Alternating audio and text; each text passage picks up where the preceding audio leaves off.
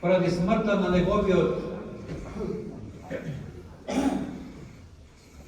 неговиот син од Мухамед алейхиссалату вассалам, поради смртта на Касим, му рекол дека е ептер, без никаков корист, без никакво потомство и друго.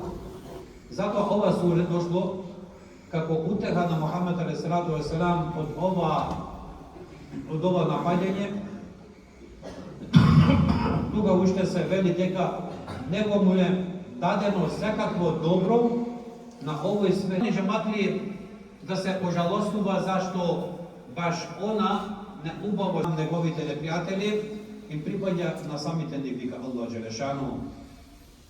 Мухамед алейхиссалату вассалам после рекол дека во ова суре по зборот клањај се мисли на клањање на Бајрам намаз, рамазански и курбански Бајрам намаз. А по зборот заколи се мисли на колење на курбан во овие денови. Иако во Куранот, почитувани джематли, не е споменато времето ниту начинот на колење на курбанот, тоа се двата прописа ваџиб, тоест не се строго наредени како фарз. Рамазански и курбански Бајрам, двата почитувани джематли се најголеми годишни веселби кај сите муслимани, како секоја прилика, така и овој пат Аллах Джелешану им наредува на имушните муслимани да им помогнат со колењето на курбан, да им се помогне, тоест да се искаже социјалната смисла. Бајрам намаз, почитувани верници, се составува од два рекати и се клањаат на следниот начин. На прво место прави нијет. أعوذ بالله من الشيطان الرجيم بسم الله الرحمن الرحيم. Сторив нијет да клањам курбан Бајрам намаз, се запрати кон кибле, се приписа по овој имам. Потоа, почитувани верници, се зема почетен текбир, се учи Субханеке, се зема 3 текбири, се учи Фатиха, суре, се оди на руку, сеџде, на вториот рекат. Allah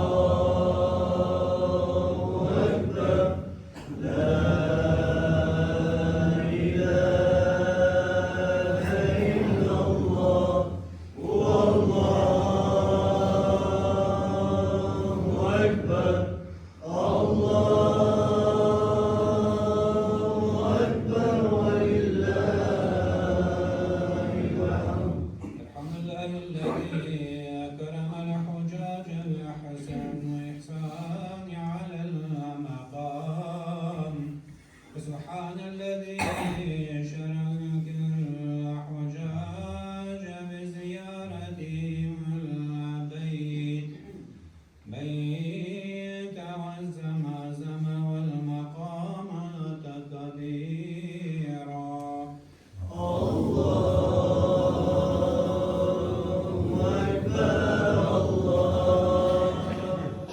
الحمد لله الذي له ملك السماوات والأرض ولم يتخذ ولدا ولم يكن له شريك في الملك وخلق كل شيء فقدره تقديرا كبروا الله تكبيرا